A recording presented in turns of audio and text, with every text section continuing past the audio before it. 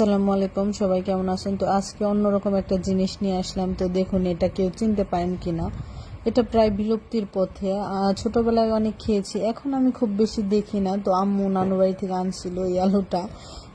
তো আমি সেখান থেকে একটু নিয়ে আসছি। আর এটা হচ্ছে আমাদের এইদিকে গেউছা আলু বলে, তো অনেকে হচ্ছে আবার মেটে আলু বলে থাকে। তো এই আলুটা এখন মানে খুব কমই দেখা যায়, আমি অন্তত কমই দেখতে পাই। আগে প্রচুর পাওয়া যাইতো।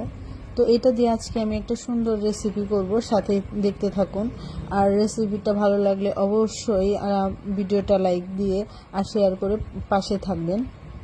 তো যাই হোক, এখানে হচ্ছে আলুটা আমি ছোট টুকরো টুকরো করে সুন্দর করে কেটে নিব। আর এইটার স্বাদটা কিন্তু অসাধারণ খেতে। ছোটোবেলায় এমনিতেই রান্না করে খেয়েছি, বাট আজকে আমি হচ্ছে মাংস দিয়ে রান্না করব। তো এটা একটু পিচ্ছিল টাইপের হয়, সেজন্য আমি একটু ভাপিয়ে নিলাম। আর ভাপিয়ে নেওয়ার পর এটা কালারটা একটু অন্যরকম হয়ে গেছে। যাই হোক, এখানে অল্প কিছু মাংস নিয়েছি। আর মাংসটা অবশ্যই কিন্তু একটু হার্ড টাইপের নিতে হবে। সলিড মাংস দিয়ে এই রান্নাটা খুব বেশি ভালো লাগে না। সলিড মাংস এমনিতে খেতেও কিন্তু খুব বেশি ভালো লাগে না। তার মধ্যে আবার এই ধরনের আলু দিয়ে রান্না করাটা খুব বেশি ভালো লাগবে না। সেই জন্য আমি পাখনা পা এই টাইপের আর একটা রান নিয়েছি আমার হাজব্যান্ডের জন্য। তো আমার হাজব্যান্ড হচ্ছে রান ছাড়া খায় না।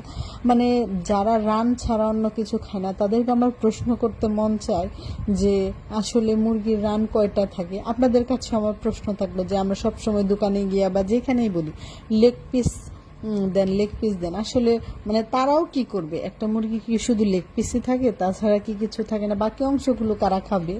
তো সবাই যখন যদি লেগ পিস চায়।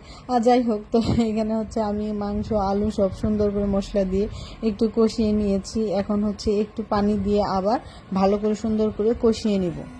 এই আলুর গাছেও কিন্তু আলু ধরে।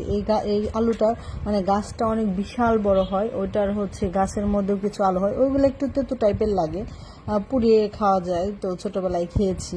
আর এটার হচ্ছে গুড়ার দিকে বিশাল বড় বড় অনেকগুলা করে আলু হয়, একটার মধ্যে 3-4টা এরকম লম্বা লম্বা আলু হয়ে থাকে একটা গাছ থেকেই।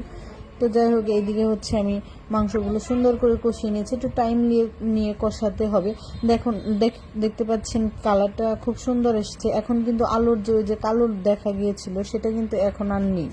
এই রেসিপিটা আমার মায়ের হাতের ভীষণ ভালো লাগে আমার কাছে। সবার মায়ের হাতের রান্নায় সবার কাছে প্রিয়, কিন্তু কিছু কিছু স্পেশাল রান্না থাকে যেগুলা মায়ের হাতের খুবই ভালো লাগে, যেগুলো আপনি হাজার যত ভালো করে রান্না করেন আপনার কাছে ওই স্বাদ লাগবে না। মায়ের হাতের রান্নার যে আলাদা একটা স্বাদ থাকে। তো আমি এটা একটু মাখো মাখো ঝোল রাখবো, খুব বেশি ঝোল রাখবো না। ঝোলটা আমি সুন্দর করে একটু শুকিয়ে নিব। আর এটার টেস্ট অনেকটা মাংসের মতো, কোয়া মতো থাকে। নর্মাল যে আলুগুলো একদম নরম হয়ে যায়, এটা কিন্তু অন্যরকম একটু মনে হয় যে প্রত্যেকটা অংশ আলাদা আলাদা ভাবে। যাই হোক, এই তো একটু দেখিয়ে দিলাম। সবাই ভালো থাকবেন, আল্লাহ হাফেজ।